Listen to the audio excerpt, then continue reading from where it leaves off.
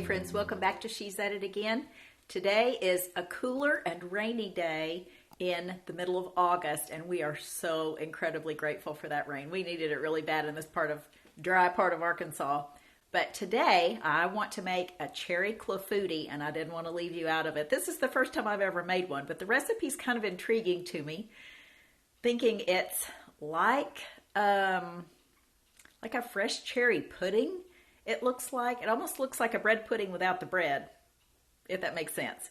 But I have fresh cherries in the refrigerator. We're going to get those washed and pitted and make a cherry Clafoutis.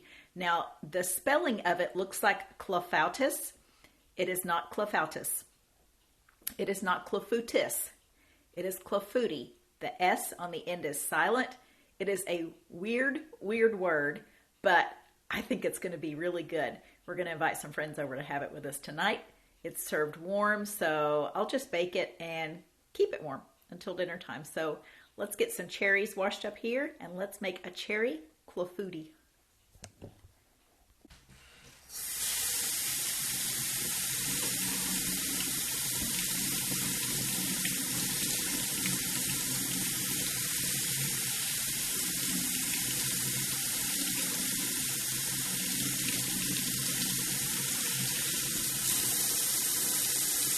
Looks pretty.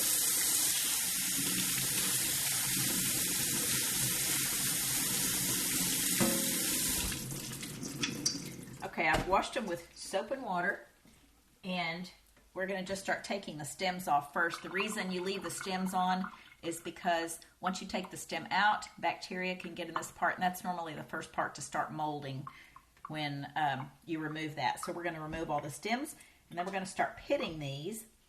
Now, if you use a cherry pitter, if you have a cherry pitter, good for you. I don't have one. I just have never really bought fresh cherries a lot up until a few years ago because my husband claimed he didn't like cherries. He thought they were disgusting. It made his throat flex. He can't figure out why anybody would eat them. They smell so horrible. Anyway, on and on and on. I love cherries. So I started buying them, and then he started loving them. So go figure. But fresh cherries are just so much fun when you find them in the store. And if the stems are really nice and green like this one is, that just means it's fresher. I just find that fascinating. I think the color's beautiful. I think the flavor's beautiful. I'll grab a handful of these and wash them after I eat a meal, and just it's dessert right there. But if you have a cherry pitter, like I said, good for you, but I don't. So I'm going to show you what I do. I'll just give you an example on one. You're not going to watch me do the whole thing because that would take forever. But I have a metal straw. If you have a plastic straw, that might work. I just don't know. But I tried a skewer and it just didn't do anything for me. It just kind of poked a hole through and the pit was still there. But if you'll take a metal straw, kind of give it a little twist and push out. Blink. Probably saw that fly across the counter, but there goes the pit. So we have a hole in the cherry, and then we're just going to leave these whole like this. Now you can cut these in half if you'd rather have them that way in your Clafoutis, but I think it looks kind of neat, just those little red whole cherries in there. So I'm going to pit the rest of these, and then we'll come back and we'll continue on with the rest of the recipe. All right, we have our dish here. The recipe calls for a 9-inch baking dish.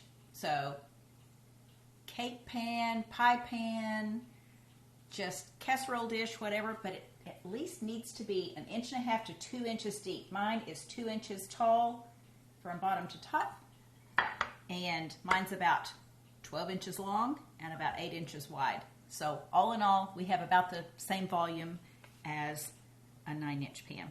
I'm going to take a piece of softened butter, and we are going to rub it around in here, and I want to coat the inside of this dish as best I can. Every area of it. I don't want anything sticking.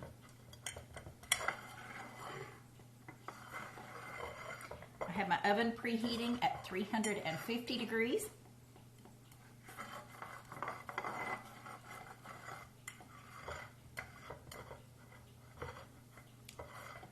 the way up to the top edge. I'm not sure how deep this will be in there, so we'll go all the way to the top. Here's our cherries that we've pitted. Those are just so pretty. Now some of them, of course, it looks like it just had a blowout, but that's okay. We're just going to arrange those in the bottom. It may not even hold all of them, I'm not sure. The recipe calls for 3 cups of pitted fresh cherries.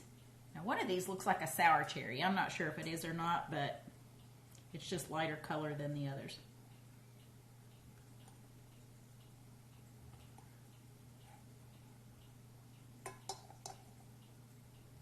Some of these look like little hearts laying in here. They're so cute.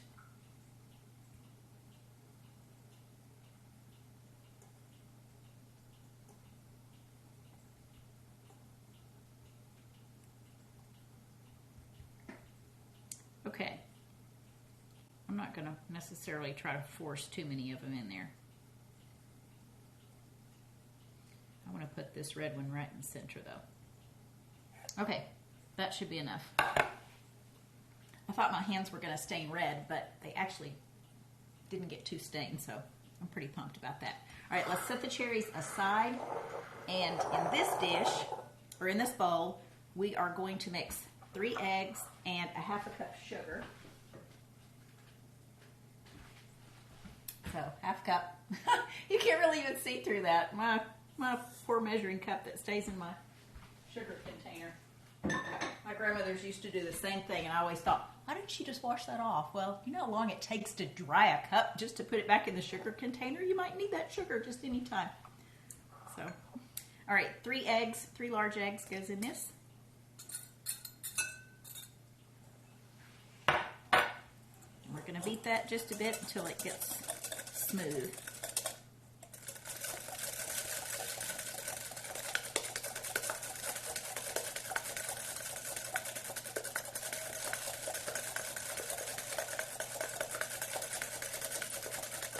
To that, we're going to add 2 tablespoons of melted butter.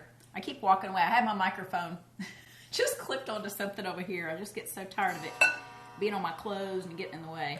That's what you do. You buy a Rogue microphone and then clip it onto your tripod.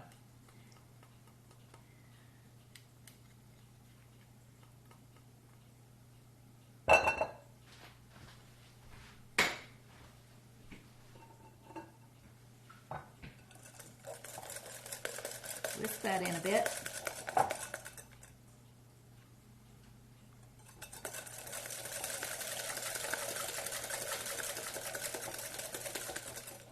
Three-fourths of a cup of milk or cream. Now I had a ½ cup of cream in the refrigerator that needed to be used before it expired, so I just added another ¼ cup of whole milk to that. So we're going to add that into our bowl.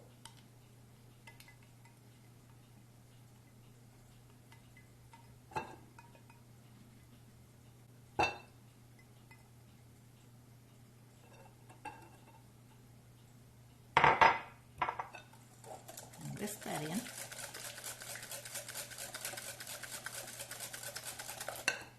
To this, we're going to add 1/4 teaspoon of salt.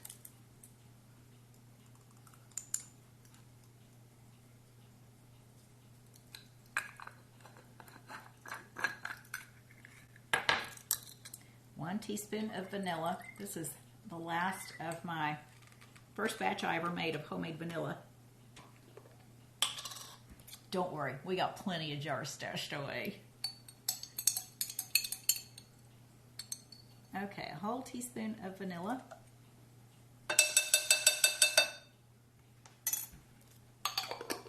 Oh, look at all these vanilla seeds, y'all.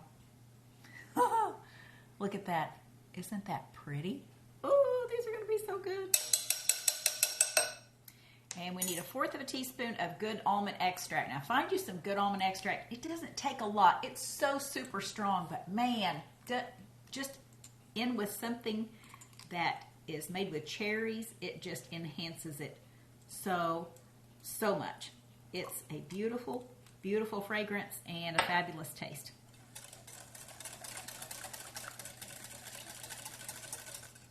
All right, next step, we're going to add 3/4 of a cup of all-purpose flour to this.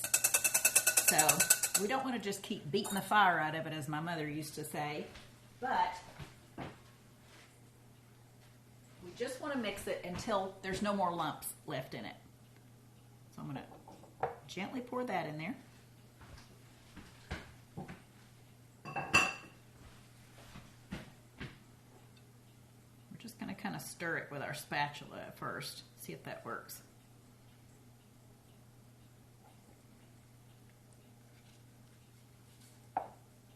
It's in contact with a liquid, so any stirring is just going to build up the gluten, and we don't want something that's all got to chew to it. This is supposed to be something very fragile and delicious, and this is a very French dessert. So if that tells you anything, it's not going to be chewy and gummy and hard to, work around in your mouth. It's going to be really smooth and delightful.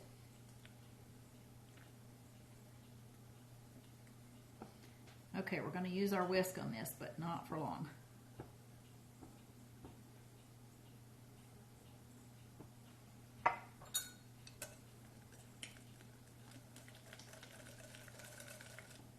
Okay, that should be enough.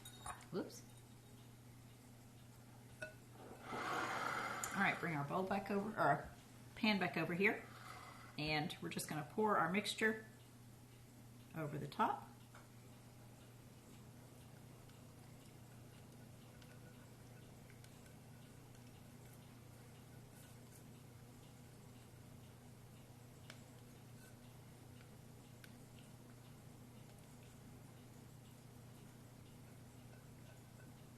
So once all the cherries are gone, you can always use peaches, you can use blueberries. I don't really know of a fruit you could not make a Clafoutis into. I've never seen a recipe for a strawberry Clafoutis, so it may just be the fact that it has too much moisture in it, but ooh, a raspberry one would be so good in this. Ooh-wee.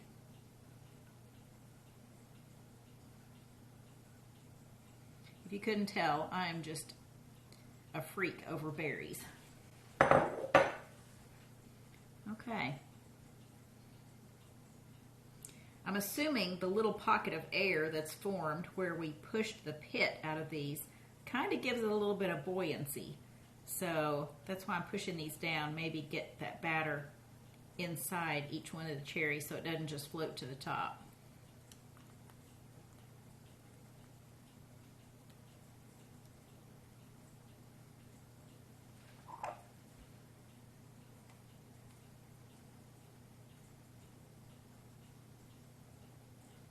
Okay, we're going to put this in the oven and bake it for 45 minutes.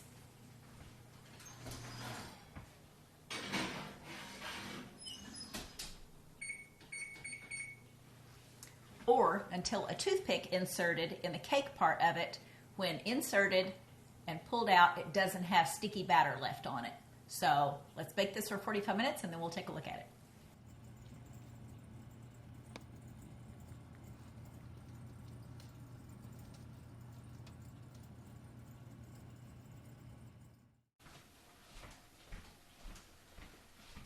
Okay, our timer went off, and we are going to get the Clafoutis out of the oven.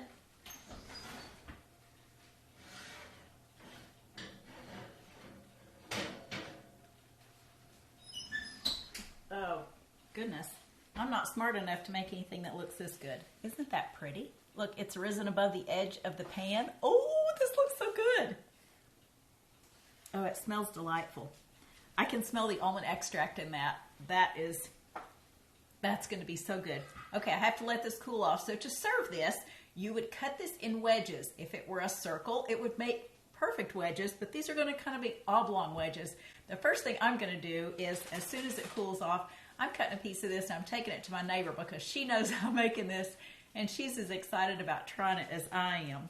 So, according to every recipe that I perused through, looking for what I thought was the perfect one, everybody seems to agree that a dollop of fresh whipped cream on top of each worm serving is the way to top this off. So If you try this, I would love to hear about your experience. We're going to try this for the first time tonight after dinner. And if it's tasting as good as it smells, it's going to be absolutely delightful. So thanks for joining us, and we look forward to sharing something again with you real soon. Bye, guys.